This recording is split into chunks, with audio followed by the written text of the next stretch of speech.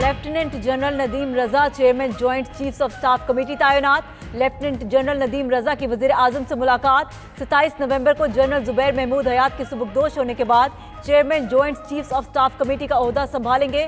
Army chief general Qamar Javed Bajwa کی مدت ملازمت میں توسیع کا نوٹیفیکیشن 19 اگست کو جاری ہو چکا۔ ادھر آرمی چیف نے بھی وزیر اعظم سے ملاقات کی۔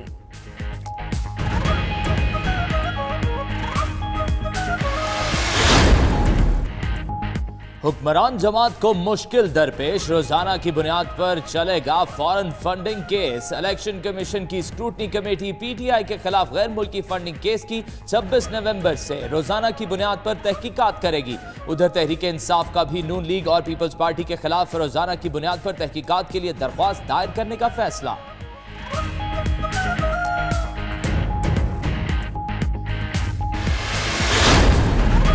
اگر غیر ملکی فنڈنگ کا الزام ثابت ہو گیا تو تحریک انصاف کالعدم ہو سکتی ہے۔ سابق سیکرٹری الیکشن کمیشن کنور دلشاد کی پروگرام نائٹ ایڈیشن میں گفتگو۔ کہا اگر الیکشن کمیشن کا فیصلہ تحریک انصاف کے خلاف آیا تو اسے سپریم کورٹ میں چیلنج کرنے کا اختیار ہوگا۔ سپریم کورٹ 15 دن میں فیصلہ کرے گی۔ اگر اس نے الیکشن کمیشن کا فیصلہ بحال رکھا تو حکومت ختم ہو جائے گی۔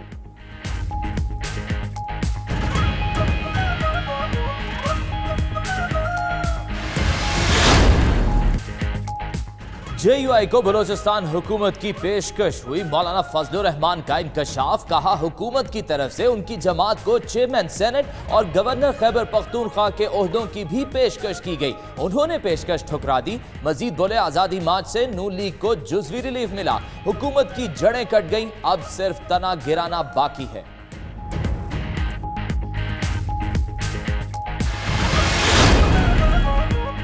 لندن میں نواز شریف کا علاج معالجہ جاری۔ ڈاکٹر عدنان کا کہنا ہے علاج وہیں سے شروع کیا جہاں پاکستان میں چھوڑا تھا۔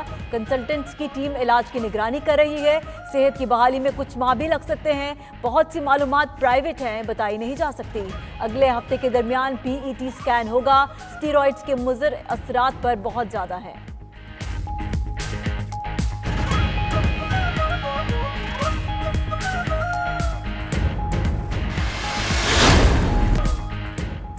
سندھ میں سیلولر کمپنیز 25 اپریل 2019 سے صوبائی سیلز ٹیکس کا اطلاق ہوگا۔ سندھ کابینہ نے سیلولر کمپنیز کا جون 2018 سے 4 اپریل 2019 تک ٹیکس معاف کر دیا۔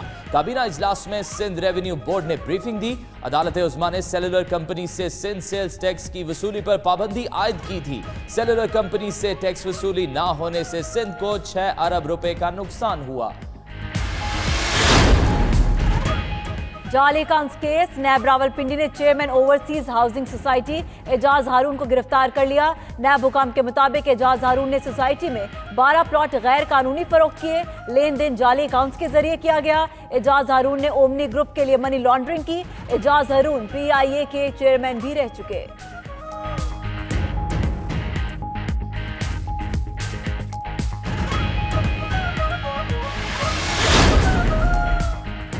شعبہ تعلیم میں بڑا فراڈ بے نقاب۔ ہائر ایجوکیشن کمیشن کے فارن فیکلٹی پروگرام کے فنڈز میں کروڑوں روپے کا گھپلا۔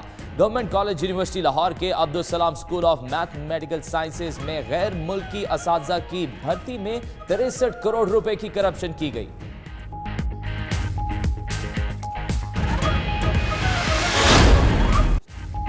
اسموگ کا روک، شہریوں کی صحت کے علاوہ بچوں کی تعلیم بھی متاثر ہونے لگی۔ فضائی آلودگی کے باعث حکومت کا آج لاہور، فیصل آباد اور گجرانوالہ میں اسکول بند رکھنے کا اعلان۔ طبی ماہرین کا کہنا ہے فضا میں زہریلے مادوں کی وجہ سے سانس اور گلے کی بیماریاں پھیلنے کا خطرہ ہے۔ شہری احتیاطی تدابیر اپنائیں، ماسک اور اینک استعمال کریں۔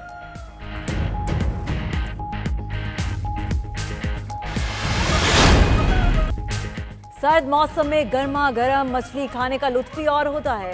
راولپنڈی میں چٹپٹے مسالوں سے تیار مچھلی اتنی لذیذ ہے کہ لوگ کھانے کے لیے دور دور سے آتے ہیں، گھنٹوں کا انتظار بھی کرتے ہیں۔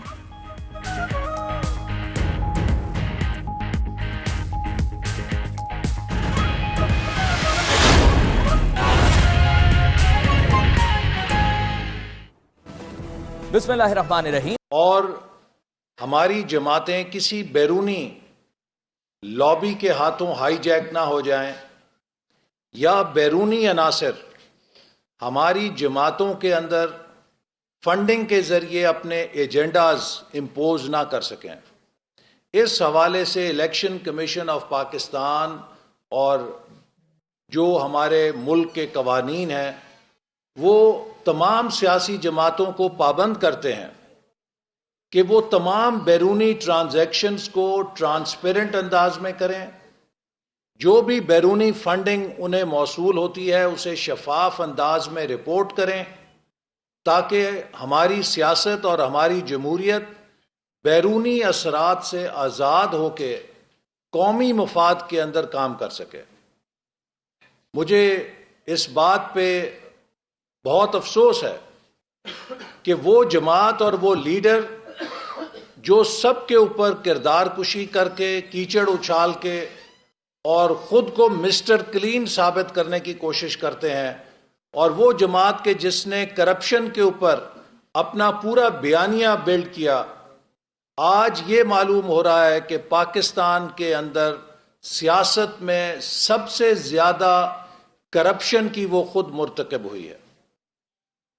اس حوالے سے گزشتہ 5 سالوں سے کیس الیکشن کمیشن میں چل رہا ہے، جس کو ہیلے بہانے سے، مختلف قانونی ہتھ کنڈوں سے التوا کا نشانہ رکھا گیا، اور الیکشن کمیشن کو کوشش کی گئی کہ آزادانہ طور پہ اس پر فیصلہ کرنے سے روکا جا سکے۔ مجھے افسوس سے کہنا پڑتا ہے کہ کل حکومت کی مشیر نے اپوزیشن پہ الزام لگایا کہ ہم الیکشن کمیشن پہ کسی طرح اثر انداز ہونے کی کوشش کر رہے ہیں۔ ہم تو صرف یہ مطالبہ کر رہے ہیں کہ وہ معاملہ جو 5 سال سے زیر غور ہے اس کا فیصلہ کیا جائے۔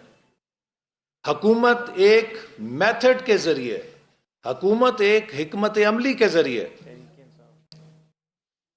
تحریک انصاف ایک سوچی سمجھی سازش کے ذریعے الیکشن کمیشن کو آزادانہ کام کرنے سے روکتی رہی ہے۔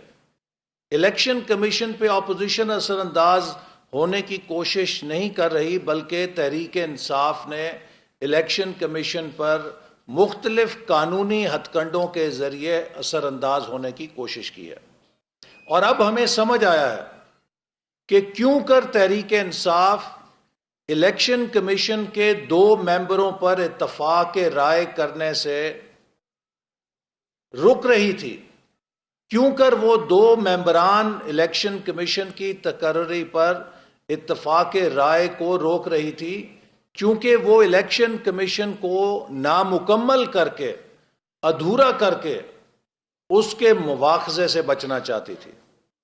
اور اب وہ انتظار کر رہی تھی کہ 6 دسمبر کو چیف الیکشن کمشنر کی مدت مکمل ہو جائے تو 5 میں سے 3 ممبران جب غیر حاضر ہوں گے تو وہ یہ نقطہ اٹھا سکے گی کہ اب الیکشن کمیشن نامکمل ہو گیا ہے، اس کے اکثریت ممبران موجود نہیں ہیں، لہٰذا یہ کسی قسم کی کارروائی کرنے کا مجاز نہیں ہے۔